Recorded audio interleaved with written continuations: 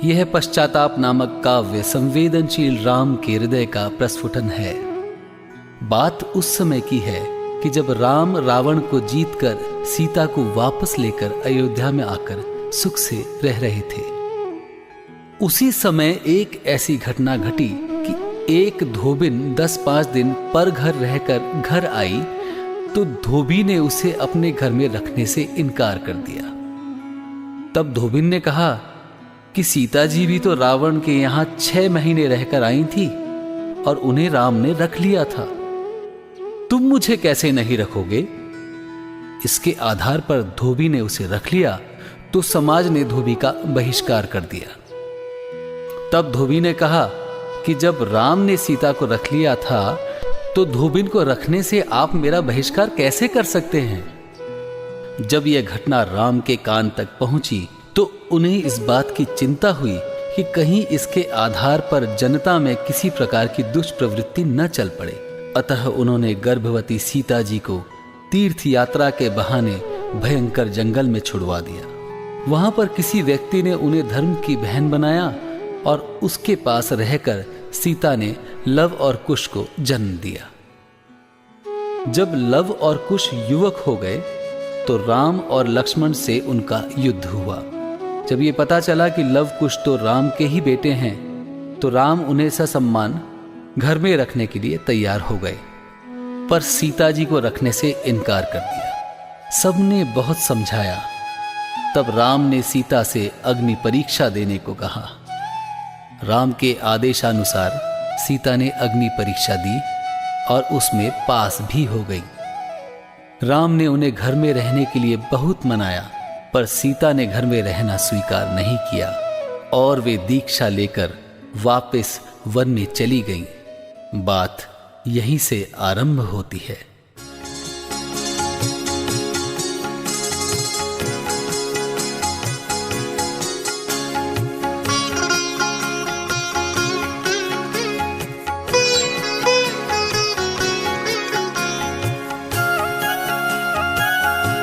प्रथम धर अरहंतों का ध्यान और कर जिन वाणी गुणगान। सदा चरणों में नित अम्लान किया जिन जिन ने जीवन दान। नमन कर उन गुरुओं को आज राम के मन की गहरी छाप। राम के अंतर का आताप, राम के मन का पश्चाताप। राम के मन का पश्चाताप, सती सीता का यह अनुताप। कहूँ कैसे किन शब्दों में प्रजा के मन का यह संताप। समाई सीता रग रग में, बस रहे रग रग में श्री राम। करूँ मैं वंदन अभिनंदन, रमो नित अपने आत्म राम। प्रजा से सुन लांछन की बात, किया यदि रामचंद्र ने न्याय। हुआ पर जनक सुता के साथ, महा अन्याय महा अन्याय। हो गई अग्नि परीक्षा, आज खड़ा था पूरा वध समाज। शील ने रखी सती की लाज, प्रेम से व्याकुल थे रघुराज। सोचते थे मन में रघुवीर, खड़े थे जैसे हो तस्वीर। मनीषा करती तर्क वितर्क, हो रहे थे वे बहुत अधीर। मुझे था भय कि मोह में आज, प्रजा के साथ न हो अन्याय। इन्हीं संकल्प विकल्पों में हो गया यह कैसा अन्याय। हो गया यह कैसा अन्याय। राम के जमाने से अभी तक यह बात चली आ रही है कि कोई व्यक्ति यदि अपने नजदीकी व्यक्ति को सजा दे देता है तो दुनिया उसके गीत गाने लगती है। लोग इस बात पर ध्यान ही नहीं देते हैं कि जिसको सजा दी गई है उसने अपराध किया भी था या नहीं। यही बात सीता के साथ घटित हुई। यद्यपि सीता ने अपराध नहीं किया था, तथापि उन्हें वनवास दे दिया गया। यहां यह पंक्ति ध्यान देने लायक है कि स्वजन को दे देने से दंड नहीं हो जाता कोई महान। अपने नजदीकी व्यक्ति को दंड देने से कोई व्यक्ति महान नहीं बन जाता। महान बनने के लिए अपराधी को दंड देना चाहिए, निरपराधी को नहीं। न्याय करना न आवे जिसे, न्याय प्रिय कहता उसे जहान। स्वजन को दे देने से दंड नहीं हो जाता कोई महान। किसी को कैसे दे वह दंड, सत्य की नहीं परख है जिसे। बिठा कैसे देते हैं लोग न्याय के सिंहासन पर उसे। दिया है निरपराध को दंड, न्याय प्रिय मुझको मत कहना। न्याय है यह अथवा अन्याय, न्याय है मुझे आज सपना। प्रजा जन में कैसा अज्ञान भरा है हे मेरे भगवान। चुने चाहे जिसको नेता, नहीं जो उचित दंड देता। किंतु है यह कसूर किसका, हमारा अथवा जनगण का। उन्होंने अपराधी को चुना, किंतु मैं क्यों कहने से बना। हमारा ही है इसमें दोष, हुआ जो जाने अनजाने। प्रजाजन कैसे पहचाने, नहीं हम अपने को जाने। जा रही वैदेही वन में, राम उद्विग्न हुए मन में। करे क्या समझ नहीं आवे, राम सोचे मन ही मन में। उदर में था लव कुश जोड़ा, तभी निर्जन वन में छोड़ा। प्रथम मैंने नाता तोड़ा, आज उसने मुखड़ा मोड़ा। नहीं मैं जाने ना दूंगा, आज मैं उसको रोकूंगा। सगद गद बोले राम नरेश, रुंधा था कंठ गिराने शेष। न मैंने तुमको पहचाना, मुझे शोकानल ने घेरा। सुनो अपराधी हूँ सीते, करो अपराध क्षमा मेरा। करो अपराध क्षमा मेरा, करो अपराध क्षमा मेरा। जब राम इस तरह क्षमा मांगने लगे तो सीता ने कहा, इसमें आपका कोई दोष नहीं है। मैंने पिछले भवों में कोई भयंकर अपराध किया होगा, उसके फल में मुझे यह दंड मिला है। वस्तुतः बात तो यह है कि सारे संयोग निश्चित हैं। इस तरह सीता ने क्रमबद्ध पर्याय की बात भी कही और कर्म के उदय की बात भी कही, उपादान की बात भी कही और निमित्त की बात भी कही।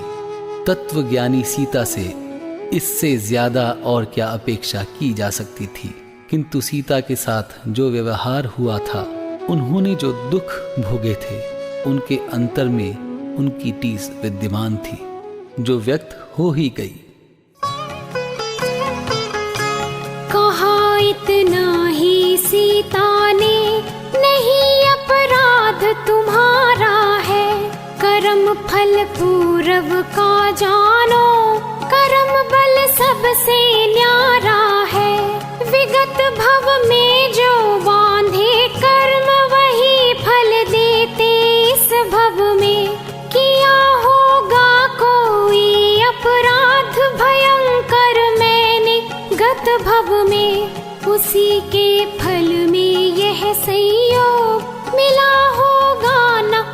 आपका दोष, करे सो भरे यही है सत्य, आपका इसमें कोई न दोष। अधिक क्या कहूँ, हुआ सो हुआ, अरे जाने दो बीती बात। परंतु अब ऐसा कुछ करे न होवे फिर ऐसा आघात। आप ना करी विकल्प विशेष, सभी कुछ निश्चित है संयोग। बात बस इतनी है हे नाथ, मिला देते सत का संयोग, मिला देते सत का संयोग। इसके बाद सीता जी कहती हैं, धोखे से जंगल में छुड़वा देना, क्या एक यही रास्ता था? कोई अन्य निरापद उपाय नहीं हो सकता था? क्या ऐसा नहीं हो सकता था कि मुझे आर्याओं के आश्रम में भेज देते, संतों के समागम में भेज देते, तीर्थों पर भेज देते, जहां मैं निरापद धर्म ध्यान करती रहती, मुझे इतने दुख नहीं भोगने पड़ते? इस बारे में थोड़ा तो सोचना चाहिए था। यद्यपि सीता तत्वज्ञानी थी, तथापि हृदय के भाव मुख पर आ ही गए। उन्होंने एक बात और कही कि जो अग्नि परीक्षा आज ली गई, वह अग्नि परीक्षा उस दिन भी ली जा सकती थी, जब आपने मुझे जंगल में एकाकी छोड़ने का निर्णय लिया था। भेज देते आर्याश्रम में, यही था क्या उपाय बस एक। धर्म पालन होता रहता, जरा तुम सोचो कुछ स्वयं। यदि था मन में कुछ संदेह, जला कर अग्नि शिखा की आँच, और देकर कठोर आदेश, प्रभु तत्क्षण कर लेते जांच। सत्य की होती है जब जांच, नहीं आती है उसको आँच। जांच का अवसर भी न दिया, किया क्यों यह असीम अन्याय। हुआ जो आज उसी दिन क्यों नहीं हो सकता था हे नाथ। न होती मैं अनाथ इस तरह, किंतु कुछ भी ना सोचा नाथ, किंतु कुछ भी ना सोचा नाथ, किंतु कुछ भी ना सोचा नाथ। इस तरह अपनी पीड़ा व्यक्त करने के बाद सीता जी कहती हैं, मुझे छोड़ा तो छोड़ा, मुझे छोड़ने से आपको थोड़ी बहुत तकलीफ हुई होगी, पर यदि दुनिया के कहने से धर्म को छोड़ दोगे तो अनंत भवों में अनंत दुख भोगने पड़ेंगे। इसलिए हे नाथ, दूसरों के कहने पर किसी को छोड़ देने की आदत अच्छी नहीं है। अरे निंदा सुनकर मेरी नाथ, त्यागा तुमने मुझको। धर्म की सुनकर निंदा कभी त्याग मत देना तुम उसको। त्यागने से मुझको हे नाथ हुआ होगा थोड़ा ताप। त्याग देने से आत्म धर्म मिलेगा, भव भव में संताप। हुआ सो हुआ, किंतु अब तो जगत की वणिक वृत्ति लख कर नहीं रहना है इसमें मुझे। धरूंगी जिन दीक्षा हित कर, धरूंगी जिन दीक्षा हित कर, धरूंगी जिन दीक्षा हित कर।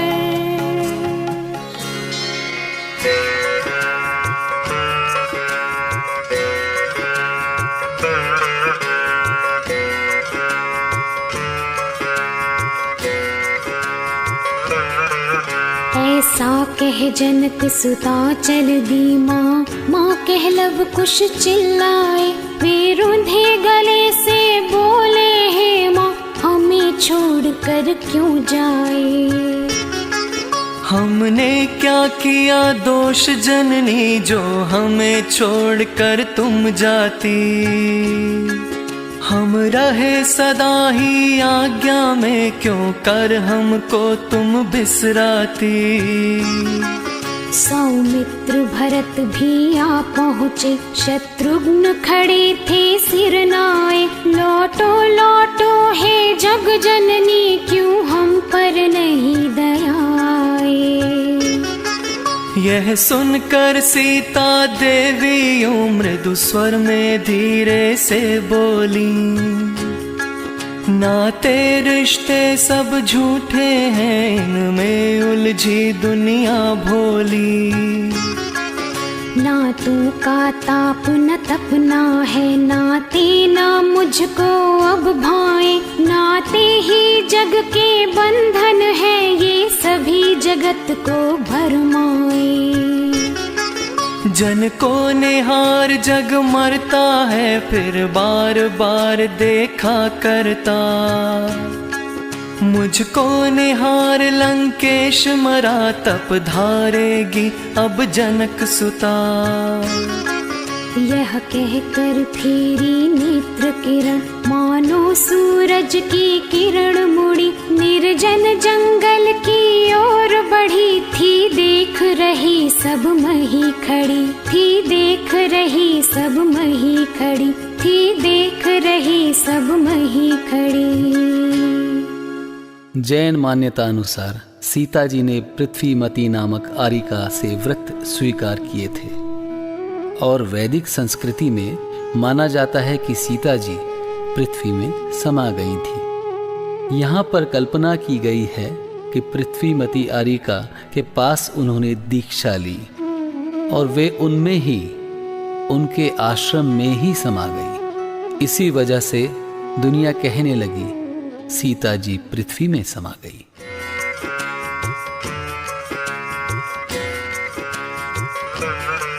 पृथ्वीमती आर्या के समक्ष सीता ने व्रत स्वीकार किए। बस एक श्वेत साड़ी रख कर सब वस्त्राभूषण त्याग दिए। पृथ्वीमत की अनुगामिन हो, मानो पृथ्वी में समा गई। बस इसीलिए जग कहता है सीता पृथ्वी में समा गई। देहांत समय तो सबका तन मिट्टी में ही मिल जाता है। सीता देवी का कोमल तन भी मिट्टी में मिल जाता है। अरे नयापन इसमें क्या, मिट्टी मिट्टी में समा गई। सीता माता का शुद्धात्म तो शुद्धात्म में समा गया। जन जन की आंखें भर आई, पर रोम रोम हो गए खड़े। सीतेश प्रभु की आंखों से टप टप दो आंसू टपक पड़े। वे आंसू थे या मुक्तमणि, या राम हृदय परिचायक थे, या प्रेम लता सिंचक जल थे, घनश्याम राम के द्रावक थे। या सीता प्रेम विसर्जन था, या श्रद्धांजलि का अर्पण था। दो मोती राम के मानस के, सीता को आज समर्पण था। अब थे विचारते राम, अहो क्या जीवन जनता का मन है। जनता को चाहे खुश करना, तो न्याय नहीं करता जन है। तो न्याय नहीं करता जन है, तो न्याय नहीं करता जन है। इस तरह राम ने अश्रुपूरित आंखों और रुंधे कंठ से सीता को विदाई दी। सीता के चले जाने के बाद राम गंभीरता से विचार करने लगे। वे सोचते हैं कि रावण ने उनका अपहरण किया, इसमें उनकी क्या गलती थी। यदि वे रावण के घर रहीं और हम उन्हें 6 महीने तक नहीं छुड़ा पाए, तो इसमें सीता की क्या गलती थी। उन्हें छुड़ाकर हम घर ले आए, उन्हें अपने घर में रखा इसमें सीता की क्या गलती थी?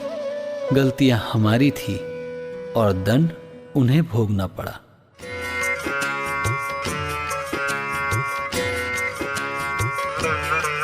वन में उसका अपहरण हुआ, इसमें उसका अपराध न था। वह लंका में 6 मास रही, पर मन तो उसका साथ न था।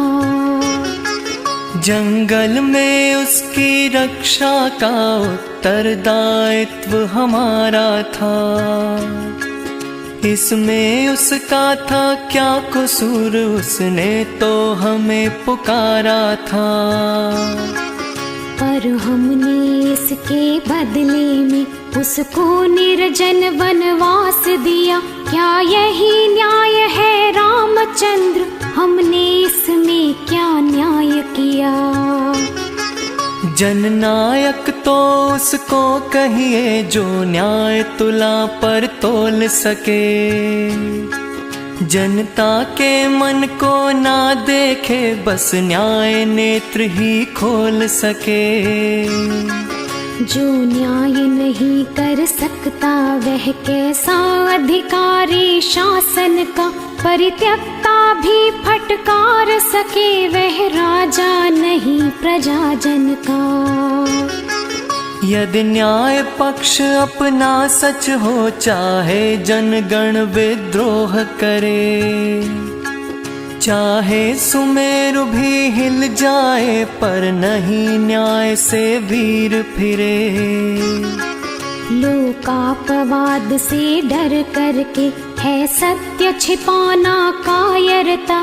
किसकी जग निंदा नहीं करे, निंदा से डरना पामरता।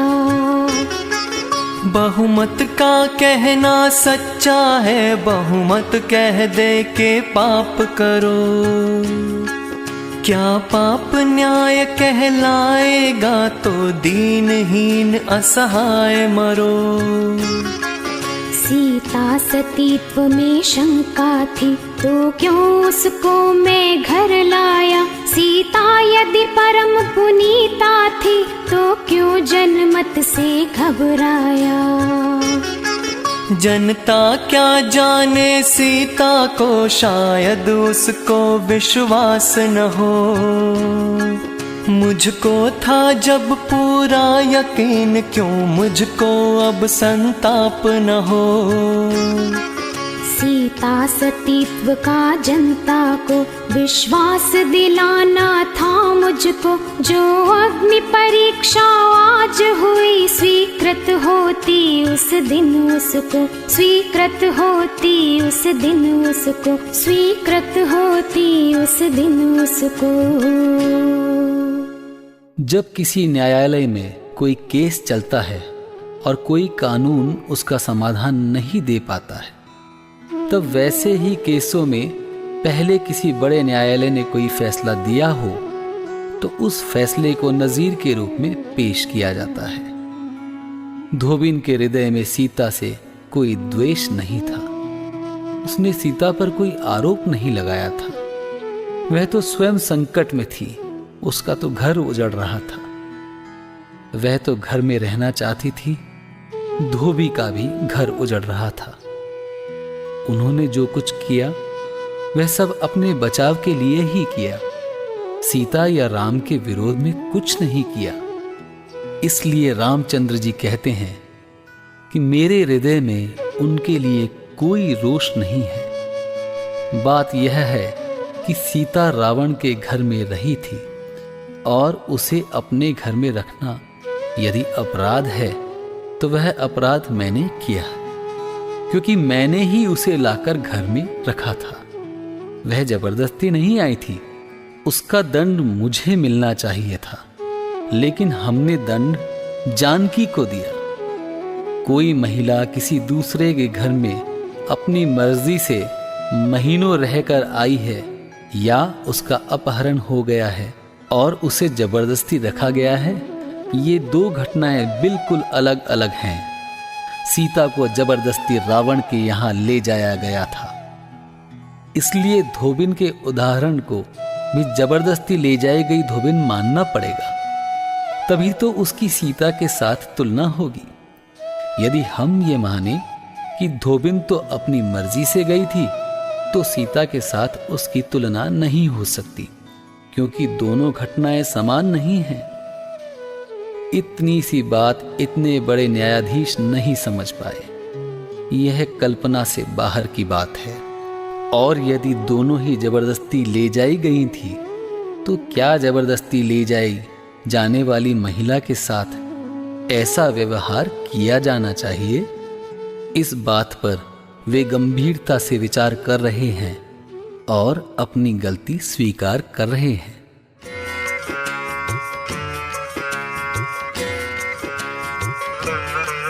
देना नजीर न्यायालय में तो है कोई अपराध नहीं, अपने बचाव में कुछ कहना क्या जन जन का अधिकार नहीं।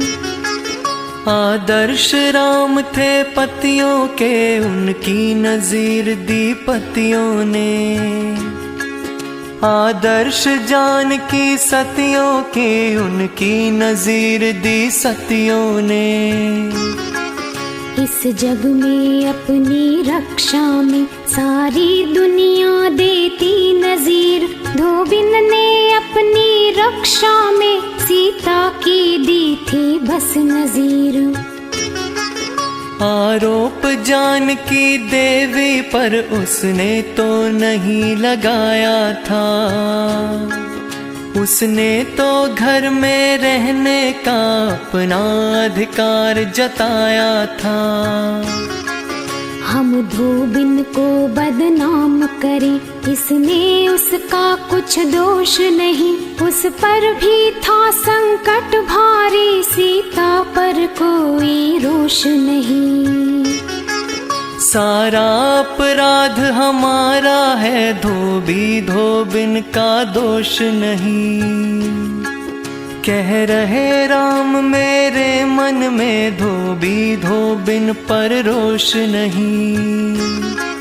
रावण के घर में रही हुई सीता देवी को वर्षों तक रखा था सादर मान सहित, हमने ही तो अपने घर में। घर में रखना अपराध यदि, तो यह अपराध हमारा है। पर दंड जानकी को देना कैसा यह न्याय हमारा है, कैसा यह न्याय हमारा है, कैसा यह न्याय हमारा है। अब रामचंद्र जी और गहराई से सोचने लगे हैं कि हमने जो कुछ किया है उसका जगत पर क्या असर पड़ेगा। क्या हमने जगत को यह संदेश नहीं दिया है कि जो भी सीता जैसी नारी हो उसे जंगल में छुड़वा देना चाहिए, और जब तक वह अग्नि परीक्षा न दे, अग्नि में अपने को न झोंक दे, तब तक उसे अपने घर में नहीं रखना चाहिए। वे कहते हैं कि मैं चूक गया, मैंने सीता जी के साथ अन्याय किया है। मैंने उन्हें ज्वाला में भी झोंका और जंगल में भी छोड़ा, जबकि धोबी ने ऐसी गलती नहीं की। न तो उसने धोबिन को ज्वाला में झोंका और न ही उसे जंगल में भेजा।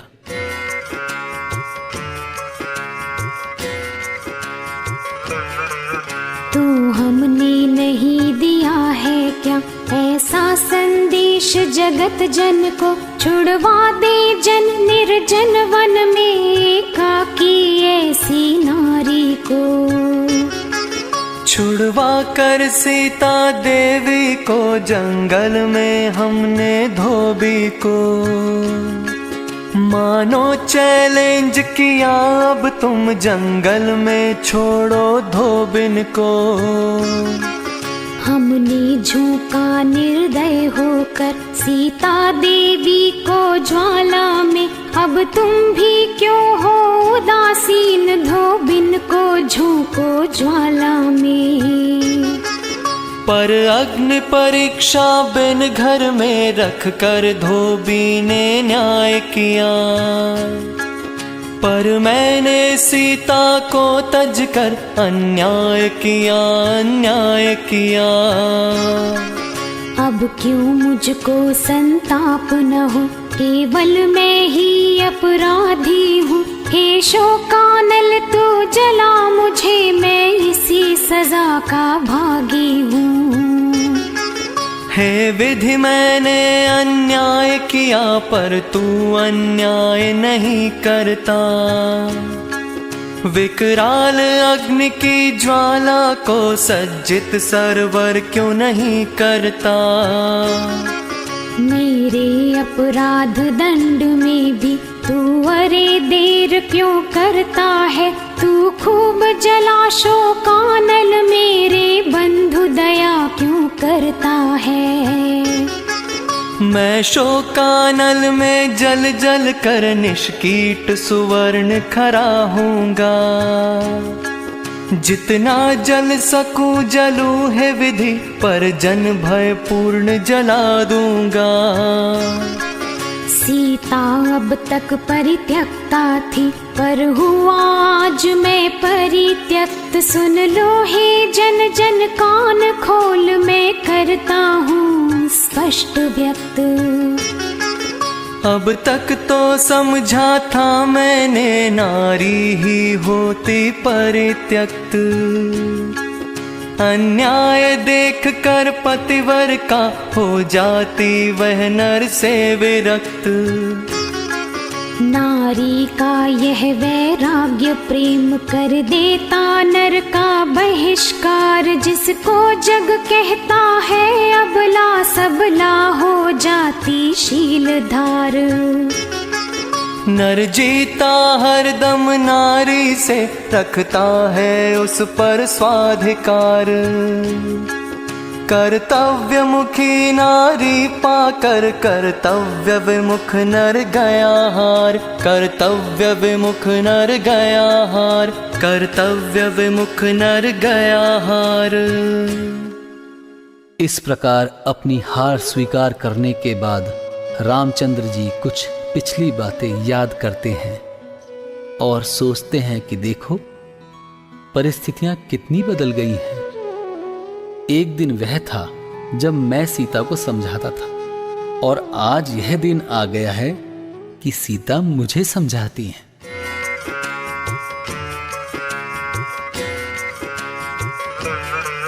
जब सीता को मैं समझाता, उस दिन की याद मुझे आती। पर आज देखता हूँ उल्टा है, सीता मुझको समझाती। नर नारी से पैदा होता, उससे पाता है नेह मान। पर अहंकार से भरा स्वयं जग जननी का करता अपमान।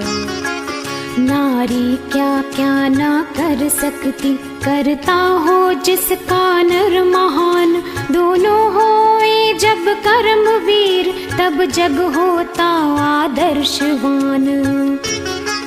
नारी कोमल को कोमल है, पर निष्ठुर को निष्ठुर महान।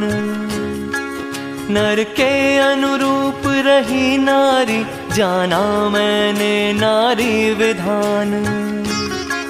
राजा की नारी रानी है, तू महाराजा की महारानी। नट की नारी को नटी कहे, मिश्रा की नारी मिसरानी।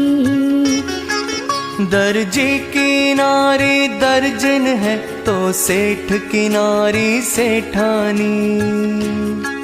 ठाकुर की नारी ठकुराइन, मैं तर की नारी मित्रानी। मुझसे निर्मोही की रानी, होवेगी निश्चय निर्मोही। सीता का है अपराध नहीं, नर होता जो नारी सोही। नर होता जो नारी सोही, नर होता जो नारी सोही। अब रामचंद्र जी सोचते हैं कि पहले मैंने उसे छोड़ा था, अब वह मुझे छोड़कर चली गई। लेकिन दोनों के छोड़ने में कितना अंतर है। मैंने तो उसको असहाय अकेली जंगल में छोड़ा और वह मुझे भाई बंधुओं के बीच में छोड़कर जा रही है। अरे नारियां कितनी महान होती हैं कि अच्छी अच्छी संतानों को पैदा करके जिन्होंने उन्हें बहुत तकलीफ दी है उनको ही सौंप कर चली जाती हैं। सीता ने लव कुश जैसे बेटे पैदा किए और मुझे देकर चली गई।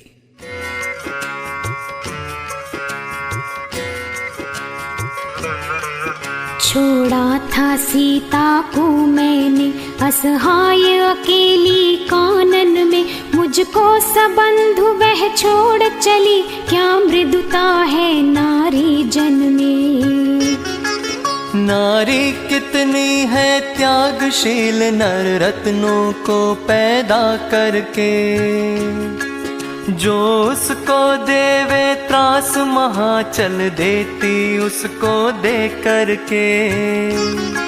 सीता ने लव कुश महावीर निर्भीक सुंदर सुत जाए, जिनको देखो रण प्रांगण में ना लक्ष्मण राम जीत पाए।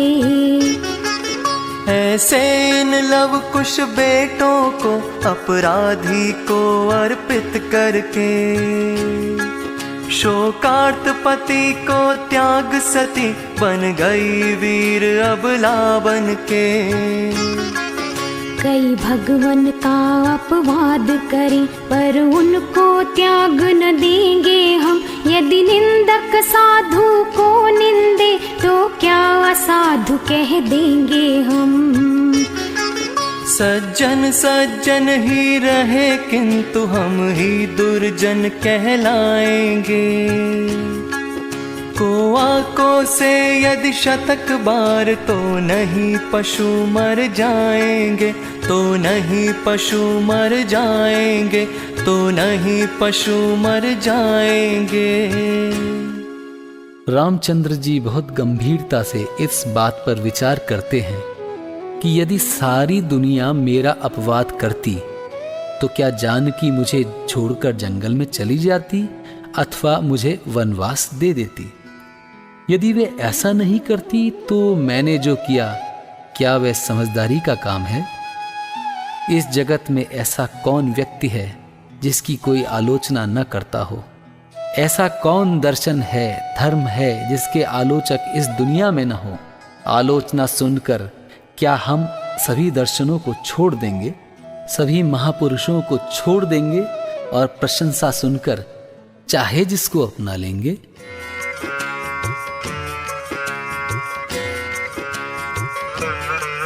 मेरा अपवाद जगत करता, क्या छोड़ जानकी देती चल। यदि नहीं कहो फिर तुम ही राम, क्या नहीं मूर्खता यह केवल।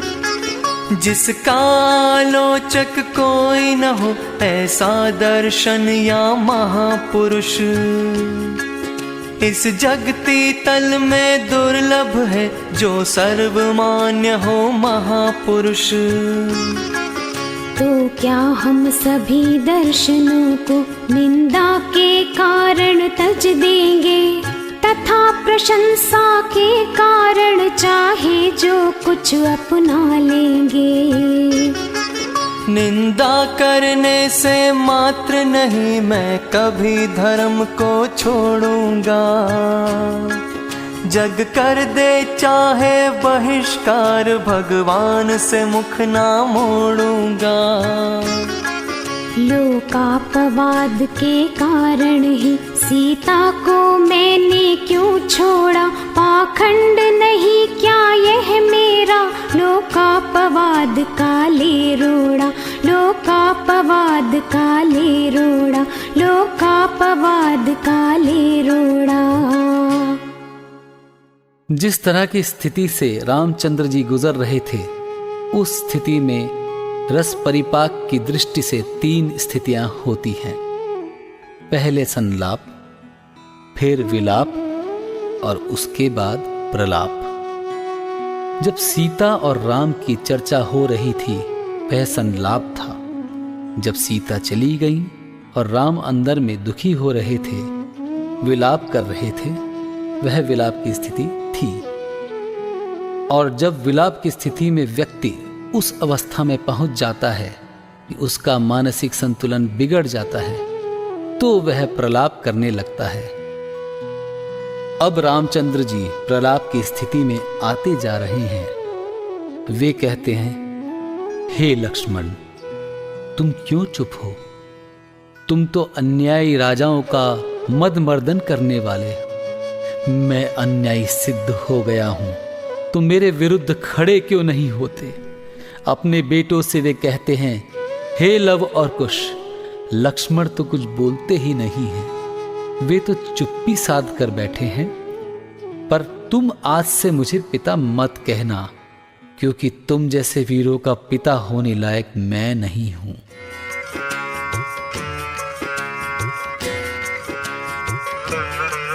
चुप क्यों हो आज सुनो लक्ष्मण, धिक्कारो मुझको बार बार। अन्यायी भूपति को पाकर करते क्यों ना तुम असी प्रहार। तुम तो अन्यायी नृपगण का मदमर्दन करने वाले हो। पर आज हो गया क्या तुमको, जो चुप्पी साधे बैठे हो। मैं नहीं तुम्हारा भाई हूँ, मैं हूँ अब अन्यायी नायक। अन्यायी के अपराध दंड के हेतु चलाओ तुम शायक। पर आज दया क्यों करते हो तुम, समझ मुझे अग्रज भ्राता। यह पक्षपात क्या नहीं अनुज, अन्यायी से तोड़ो नाता। मेरे बेटे सीता सपूत, सुन लो तुम मेरी एक बात। लक्ष्मण तो कायर हुए, किंतु मुझको मत कहना कभी तात। मैं अन्यायी क्या कहलाऊं, ऐसे वीरों का पिता आज। लव कुश लक्ष्मण शत्रुघ्न भरत, नहीं दिखे न मुझको रुचे राज। सब सूना सूना लगता है, प्रासाद खंडहर से लगते। अमृत भी विष सा लगे, आज सब भोग व्याल सम है डसते। सीते तुमसे ही पूछ रहा, निर्दय कहूँ अथवा सदये। माना मेरा ही है कसूर, क्या क्षम्य नहीं अपराध प्रिय। नहीं नहीं मैं भूल गया सीता, निर्दय होकर तुमको त्यागा। न्यायोचित दंड नहीं भोगूं, तो फिर अन्याय महा होगा। छू कर तुमको अपवित्र करूं, यह होगा मेरा पागलपन। तुम अग्नि शिखाओं में तप कर पा चुकी चिरंतन उजलापन।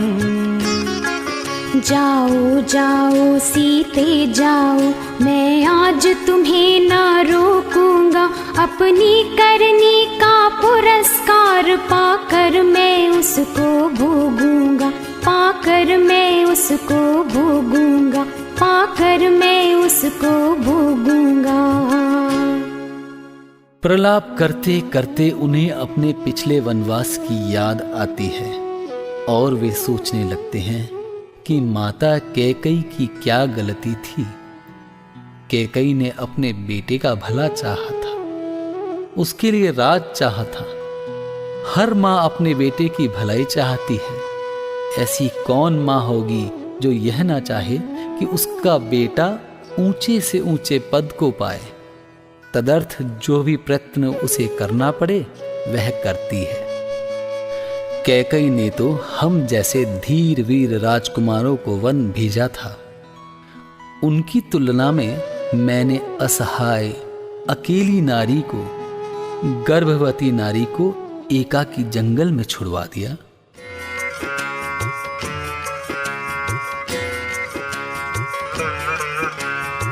कैकेयी ने वनवास दिया था, धीर वीर नर को पाकर उसको दुष्टा निर्दया कहे, जो नर रत्नों की रत्नाकर। जिसने वैरागी भरत राज से वीर सुसुंदर सुत जाए, पर पुत्र प्रेम में अंधी होकर विगत धरोहर वर पाए।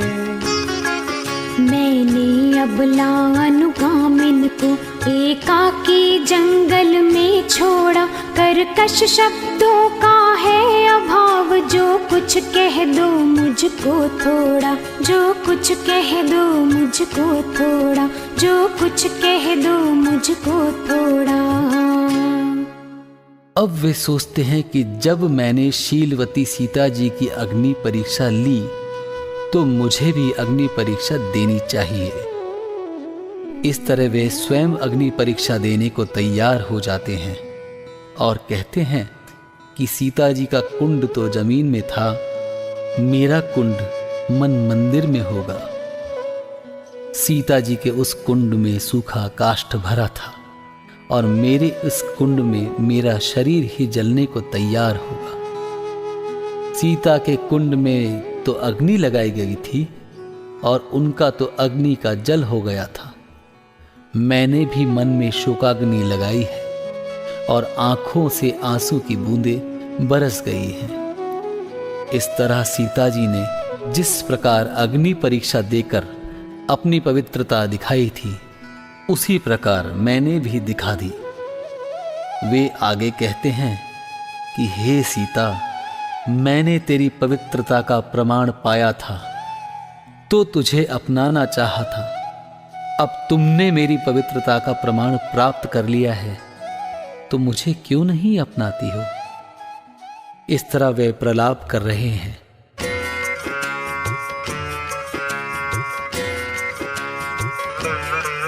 जब शीलवती सीता देवी की अग्नि परीक्षा मैंने ली, तो अब मुझको भी देना है, भारतवासी जन सुन लो जी।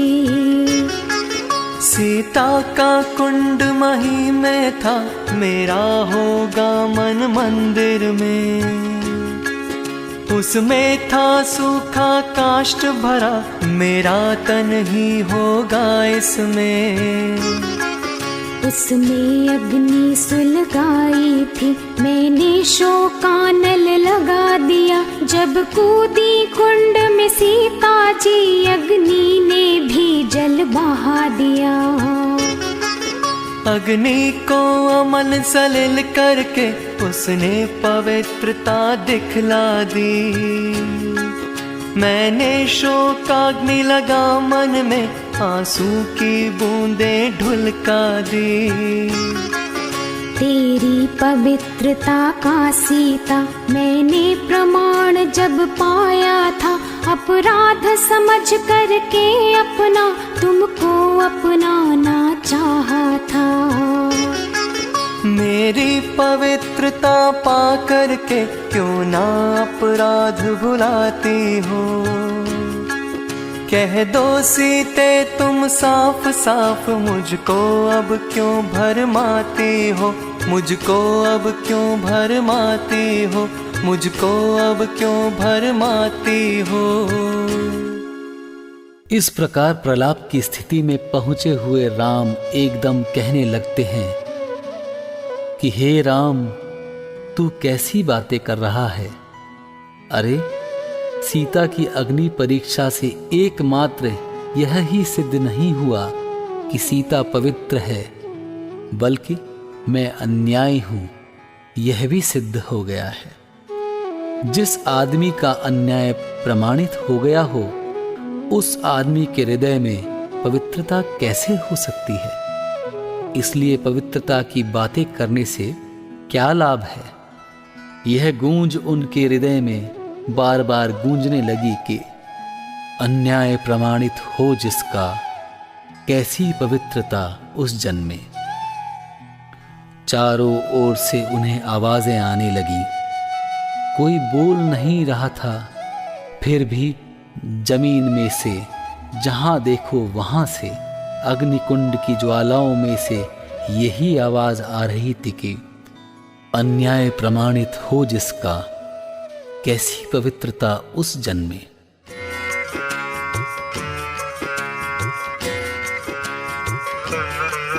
हे राम राम तू बता राम, क्या सोच रहा है तू मन में, अन्याय प्रमाणित हो जिसका, कैसी पवित्रता उस जन में।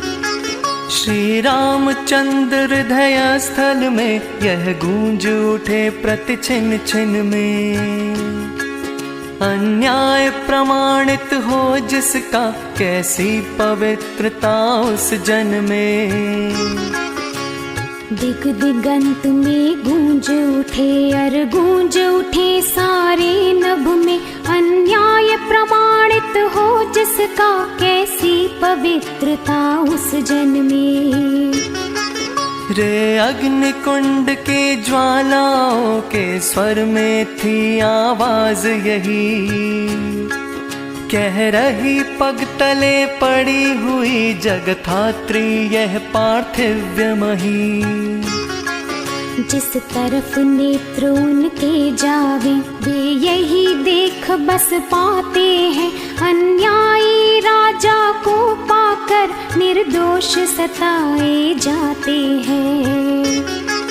लिखने वाला है नहीं कोई, अक्षर भी नहीं दिखते थे, पर बाँच रहे थे रामचंद्र, कहते बस सीते सीते थे, कहते बस सीते सीते थे, कहते बस सीते सीते थे।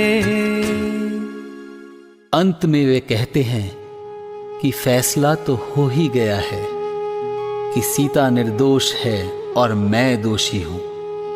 अब तो बात दंड विधान की है, इसलिए वे कहते हैं कि हे जनता के लोगों, आज तक तुम मुझे आगे और सीता को पीछे याद करते रहे हो।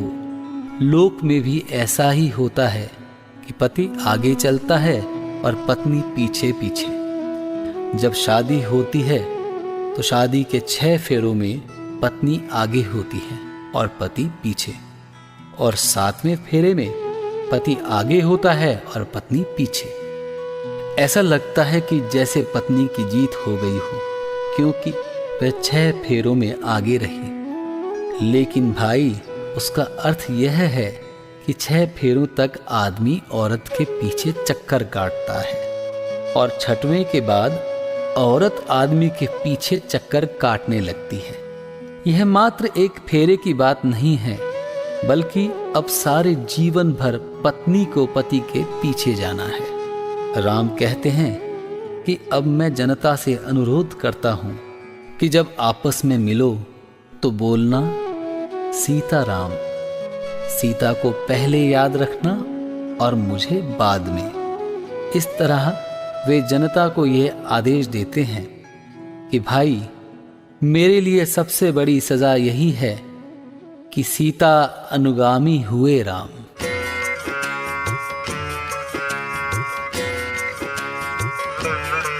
सीता निर्दोषी सिद्ध हुई, मैं ही हूँ दोषी सिद्ध आज। पहले सीता परित्यक्त हुई, परित्यक्त हुआ फिर रघुराज।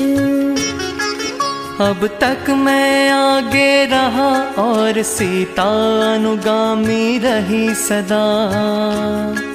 सीता आगे अब हुई राम, उसके पीछे है सुनो प्रजा। कहना भारत माँ के सपूत, जब मिलो परस्पर सीता राम। जिससे तुमको नित याद रहे, सीता अनुगामी हुए राम। साकेत प्रजा के गूंजे स्वर, सीता सी नहीं और अन्य। हे जगत पूज्य सीता धन्या, सीता धन्या, सीता धन्या। सीता देवी सी शीलवती, धरती पर कोई नहीं अन्य। सीता धन्या सी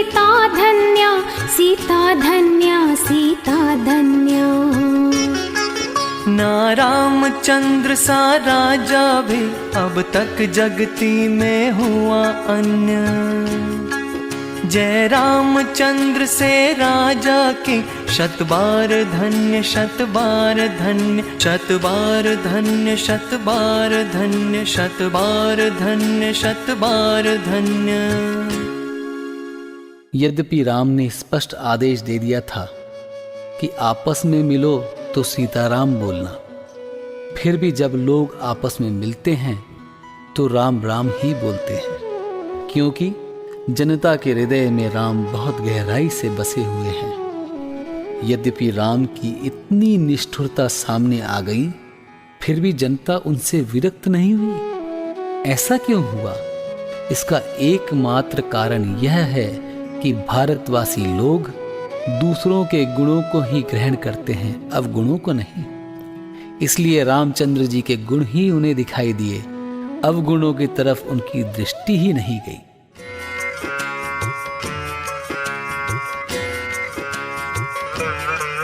इस पृथ्वी तल की जनता के है रोम रोम में रमे राम, रग रग में समाहित है सीता, पर कहते हैं सब राम राम। घटनाएं बासी हो जाती पर कथा नहीं होती बासी। इस दुविधा से कब उबरेंगे कर्तव्यनिष्ठ भारतवासी। भारतवासी गुणग्राही हैं, वे अब गुण अनदेखी करते हैं, यही वजह कि वे हरदम सबके सद्गुण ही अपनाते, सबके सद्गुण ही अपनाते, सबके सद्गुण ही अपनाते। इस तरह इस काव्य में राम के निष्ठुर हृदय को नहीं बल्कि संवेदनशील हृदय को प्रस्तुत किया गया है। यद्यपि राम भी जैन दर्शन में भगवान महावीर के समान अरहंत बने और मोक्ष गए हैं, इसलिए वे 24 तीर्थंकरों के समान ही पूज्य हैं। लेकिन जैन दर्शन की विशेषता यह है कि वह किसी को राज्यावस्था में भगवान स्वीकार नहीं करता, अरहंतावस्था को प्राप्त होने पर ही भगवान मानता है। इसलिए कवि ने यहाँ लिखा है कि हम अरहंत राम के भक्त हैं, बालक राम के नहीं, राजा राम के भी नहीं। ये गलतियां राजा राम से हुई होंगी, अरहंत राम से कोई गलती नहीं हुई है। वे हमारे लिए अरहंत भगवान महावीर के समान ही परम पूज्य हैं। यद्यपि राम हमारे लिए भगवान महावीर के समान पूज्य हैं, फिर भी जैन दर्शन में आराधना तो अपने आत्मा की ही की जाती है, महावीर की भी नहीं, राम की भी नहीं। इसलिए कवि कहता है कि हम पुजारी तो राम के हैं, फिर भी आराधना तो अपने आत्मा राम की ही करते हैं और प्रार्थना करते हैं कि हम निरंतर अपने आत्मा में ही लीन रहें। इस प्रकार अंत में अपने आत्मा में लीन रहने की भावना के साथ यह काव्य समाप्त होता है।